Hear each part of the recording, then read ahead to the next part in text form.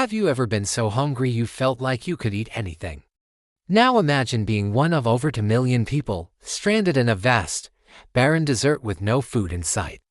This wasn't a hypothetical scenario, it was the reality for the Israelites after they escaped slavery in Egypt. They had just witnessed the incredible parting of the Red Sea, a miracle of epic proportions. But the initial euphoria was quickly fading, replaced by the gnawing ache of hunger. Their stomachs rumbled louder than any thunder they'd ever heard. The Bible, in the book of Exodus, chapter 16, paints a vivid picture. The entire community starts grumbling against their leaders, Moses and Aaron. They cry out, "If only we had died by the Lord's hand in Egypt. There we sat around pots of meat and ate all the food we wanted, but you have brought us out into this desert to starve this entire assembly to death." It's a classic case of the grass is greener on the other side, even if that other side was a life of bondage. Fear and hunger can make people forget miracles pretty quickly. They were romanticizing their past suffering because their present discomfort felt overwhelming. Moses, caught between a rock and a hard place, or rather, a hungry mob and a silent God, turns to the only source of help he knows. And God responds. He doesn't scold them for their lack of faith. Instead, he says something astounding. He tells Moses, "I will rain down bread from heaven for you." Rain down bread from the sky. This was something completely unheard of. It wasn't a natural phenomenon, it was a supernatural promise. God was about to set a table for millions in the middle of nowhere. The plan was specific. Each day, the people were to go out and gather just enough for that day. This was a test of obedience and trust. Could they trust that God would provide again tomorrow, without hoarding today? There was one exception. On the 6th day, they were to gather a double portion, because the 7th day, the Sabbath, was a day of rest. No gathering was to be done. That evening, just as God promised, a flock of quail descended upon the camp, covering the ground. The people had meat to eat, a sudden, miraculous feast. But the real showstopper was scheduled for the next morning. When the dew that had settled around the camp evaporated, a strange substance was left behind. The Bible describes it as thin flakes like frost on the ground. The Israelites looked at it, completely baffled. They turned to each other and asked, "Manna," which in Hebrew means, "What is it?" And that's how this mysterious food got its name, manna. Moses explained, "It is the bread the Lord has given you to eat." The instructions were clear: 1 omer about 2 quarts per person. No more, no less. But human nature being what it is, some people got greedy. They gathered more than they needed, thinking they could save some for the next day. But their disobedience had a stinky consequence.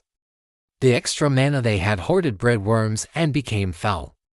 The lesson was immediate and powerful: trust God's daily provision. Don't try to secure your own future when He has promised to take care of you.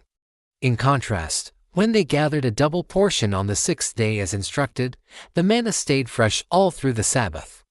It was a weekly reminder of God's faithfulness and the importance of honoring His commands, even the ones that didn't seem to make logical sense.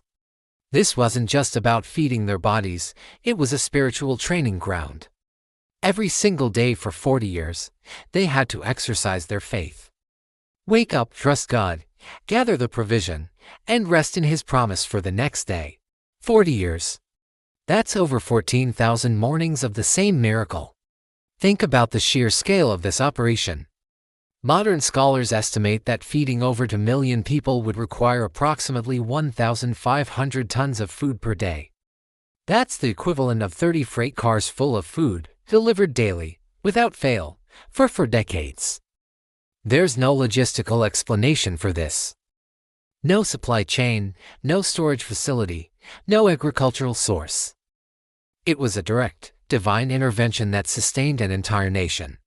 The Bible tells us in Psalm 78 that God rained down manna for the people to eat. He gave them the grain of heaven. Human beings ate the bread of angels. What did it taste like? Exodus 16:31 says it was white like coriander seed and tasted like wafers made with honey. Imagine waking up to a sweet, honey-flavored breakfast every morning. It sounds delicious, right? Well, after a while, even a miracle can become mundane. In the book of Numbers chapter 11, we read that the people got tired of the manna. They started complaining again. We remember the fish we ate in Egypt at no cost, also the cucumbers, melons, leeks, onions, and garlic. But now we have lost our appetite. We never see anything but this manna. They had angelic food, a daily miracle, and they were craving onions and garlic. It is a sobering reminder of how easily we can take blessings for granted and long for the familiar, even if the familiar was a form of bondage. Our desires can blind us to the miracles right in front of our eyes. But the story of manna goes even deeper. It's not just a historical account of God's provision. It's a powerful symbol, a foreshadowing of something even greater to come. Centuries later, Jesus Christ himself would reference this very event. In the Gospel of John, chapter 6, a crowd that Jesus had miraculously fed with 5 loaves and 2 fish comes looking for him. They ask for a sign, like the manna their ancestors ate in the wilderness. Jesus' response is profound.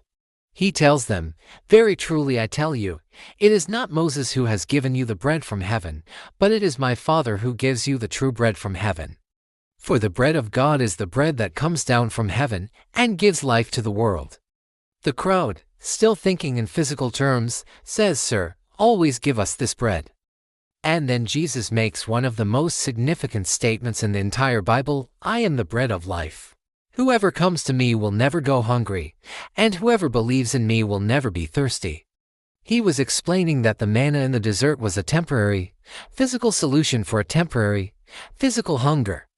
It sustained their bodies, but they all eventually died. Jesus, however, was offering himself as the spiritual bread, the true manna from heaven, that provides eternal life. He was the fulfillment of what the manna pointed to. The manna came down from heaven. Jesus came down from heaven. The manna was a gift from God. Jesus is the ultimate gift from God. The manna had to be gathered daily. We need a daily relationship with Jesus. The manna sustained life in the wilderness. Jesus sustains our spiritual life in the wilderness of this world. So the story of manna isn't just about a food delivery service in the ancient world. It's a story about trust, obedience, and God's incredible, unwavering faithfulness. It is a story that shows how God can provide for our needs in the most impossible circumstances.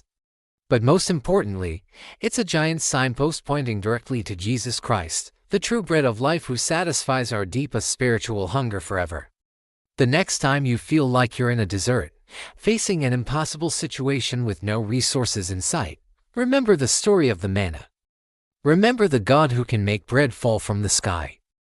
And remember the ultimate provision he has already given in his Son. He who fed millions in the wilderness is more than capable of taking care of you today. Thanks for watching. If this story encouraged you, hit that like button and subscribe for more content that explores the incredible depths of these ancient texts. See you next time.